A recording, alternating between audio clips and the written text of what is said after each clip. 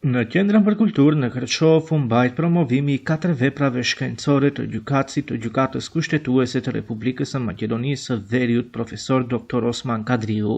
Rregullimi kushtetues i Maqedonisë së Veriut, hyrje në të drejtën civile e drejta kontraktuese, si dhe shpifja dhe ofendimi dhe përgjegjësia.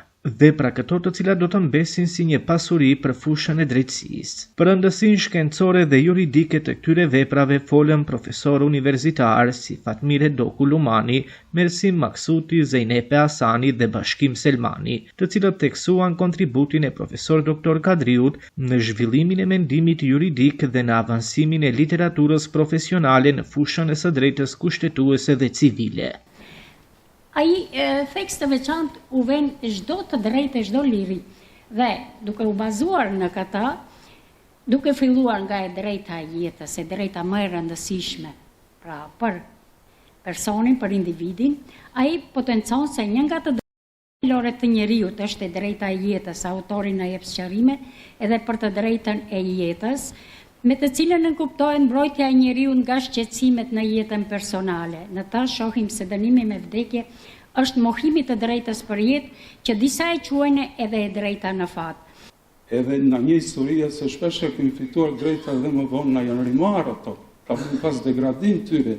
Prandaj kjo është një defekt i marrëveshjesorit, një sfidë e nesërme që ne duhet të kërkojmë në gjykatën kushtetuese kthimi i parimit të padinterit, do të thonë një mekanizëm mbrojtës që të gjitha ligjet që prekin të angojnë drejtat shqiptarëve, që kanë kaluar edhe një herë përsëris në parlament me votim të dy fisht, pra edhe të votave të bashkësive të shqiptarëve marrë përgjegjësi të kuptohet, të kaluan me të njëjtin princip edhe në gjykatën kushtetuese, kur gjykata eventualisht do të rivlerësojë dhe një ligj a mund të qëndrojë në sistemin e së drejtës pozitive në shtet ose jo. Shumë vjeçare profesorit nderuar, shumë vjeçare akademike, ke qenë profesor i shumë gjeneratave të juristëve dhe je një ndër figurat kyçe në zhvillimin e shkencës juridike në vend. Ju përgëzoj për kontributin e madh dhe për të gjitha ato vlera që na lahet mbas në punën tënde institucionale si pedagog dhe si person mjaft modest, mjaft i dashur për të gjithë.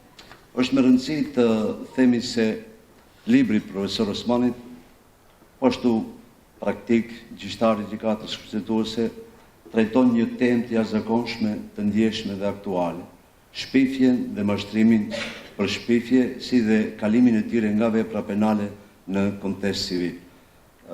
Kjo vepër nuk është thjesht një analizë ligjore, por një reflektim serioz mbi raportin ndërmjet shtetit, të drejtës, lirisë së shprehjes dhe mbrojtjes së dinjitetit njerëzor. Në fjalën e tij përshëndetse, profesor Dr. Osman Kadriu falenderoi të pranishmit për interesimin dhe mbështetjen, duke theksuar se këto vepra janë rezultati një angazhimi shumë vjeçar akademik dhe profesional. Në këtë çaste e kam shumë rëndë të flasë si autor i veprave, me qenë se